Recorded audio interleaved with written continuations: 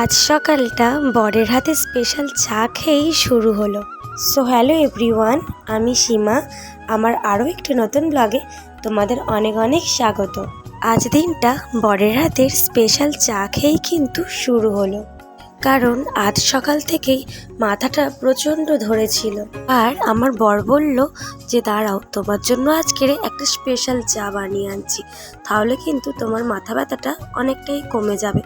আর আমি কিন্তু খুব একটা চা খেতে ভালোবাসি না, আর বর যেহেতু বানিয়ে খাওয়াবে বলেছে তাই কিন্তু রাজি হয়ে গেলাম। আর বরের হাতে চা খেয়ে যদি দিনটা শুরু করা যায়, কার না ভালো লাগে বলো তো। আর আমার বর আমাকে চাটা বানিয়ে দিয়ে কিন্তু কাজে চলে গেল। আর তারপরে আমি চাটা খেয়ে নিয়ে নিজের কাজে লেগে পড়লাম। আর আমরা কিন্তু বাড়িতে একে অপরকে এইভাবেই খেয়াল রাখি। সকালে উঠে সমস্ত কাজ সেরে নিয়ে কিন্তু আমি আমার বিছনাটাকেও গুছিয়ে নিচ্ছি। আর আমার অতিরিক্ত ঠান্ডা লেগেছে, তাই কিন্তু আমি আজকের সকালে স্নানটা করিনি। আমি একটু বেলাতেই স্নানটা করব। আর এই সকালে স্নান নিয়ে কিন্তু আমার বর আমাকে প্রায় বকাবকি করে। আমার ঠান্ডার ধাত তো সেই কারণে। আর আমার সকালে স্নান না করলে কিন্তু ভালোই লাগে না, কেননা এটা আমার অভ্যাস হয়ে গিয়েছে। আর এই দিকে দেখো, বিছনাটা গুছিয়ে নিয়ে আমি কিন্তু রান্নাঘরে চলেও এলাম। আর ভাতটা বসিয়ে দিয়ে কিন্তু আমি একে একে এবারে তরকারিগুলো করে নেব। আর এই রান্না করতে গিয়েই আমার সাথে একটা দুর্ঘটনা ঘটে গেল। যেই না কড়াতে মাছগুলো ভাজার জন্য দিলাম, অমনি ছিটকে এসে তেলটা আমার হাতেই পড়লো। আর এই দেখো, হাতটা কিরমভাবে পুড়ে গেছে।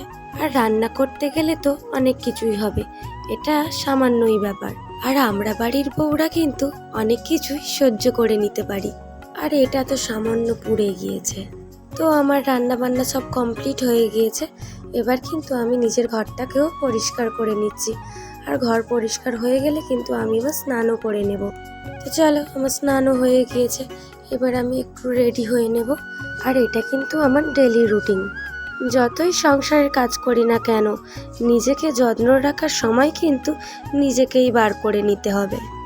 আর নিজে যদি ভালো থাকো, তাহলে কিন্তু তুমি সবাইকে ভালো রাখতে পারবে। আর এবার কিন্তু আমি কিছু জামা কাপড় কেচেছিলাম, সেইগুলোকে ছাদে নিয়ে চলে গেলাম মেলার জন্য। আর আজকের এই সকাল থেকে কিন্তু প্রচুর পরিমাণে বৃষ্টিও হচ্ছে, তাই কিন্তু জামা কাপড় শুকনো করতে দিতেই পারছি না। আর ওই যে আকাশ মেঘ করে আছে, কখন বলতে কখন বৃষ্টি নামবে। আর আমার ভিডিও তোমাদের কেমন লাগে সেটা কিন্তু কমেন্টে প্লিজ জানিও। আর আমাদের বাড়ির সামনে কিন্তু একটা রিসর্ট আছে, সেখানে কিন্তু আজকের বিয়ে বাড়ি হচ্ছে। আর আষাঢ় মাস তো পড়েই গিয়েছে, তাই কিন্তু বিয়ে বাড়ির সিজনও চালু হয়ে গিয়েছে। আর এই রাঙামাটি রিসর্টটা কিন্তু খুবই দারুণ। আর তোমরা যদি এই রিসর্টের ভিতরে একবার যাও, তাহলে কিন্তু বুঝতে পারবে এই রিসর্টটা কতটাই সুন্দর। আর তোমরা চাইলে কিন্তু এটা বুকিং করতে পারো তোমাদের কোনো স্পেশাল ডেতে। আর তোমরা যদি কেউ বুকিং করতে চাও, আমাকে কিন্তু কমেন্টে অবশ্যই জানিও, আমি তোমাদেরকে কন্ট্যাক্ট নাম্বার দিয়ে দেব। তো চলো এবার ভাত খেয়ে নেওয়া যাক, কেননা অনেক দুপুর হয়ে গিয়েছে। আর আজকের দুপুরের মেনুতে ছিল উচ্ছে দিয়ে একটা চচ্চড়ি আর ঝিঙে আলু দিয়ে মাছের ঝোল। আর সবাইকে দিয়ে দিয়ে কিন্তু আমি নিজেও একটু খেয়ে নিলাম। আর আজকের ভিডিওটা এতটুকুই দিলাম। দেখা হবে আবার অন্য কোনো ভিডিওতে। টাটা সবাইকে।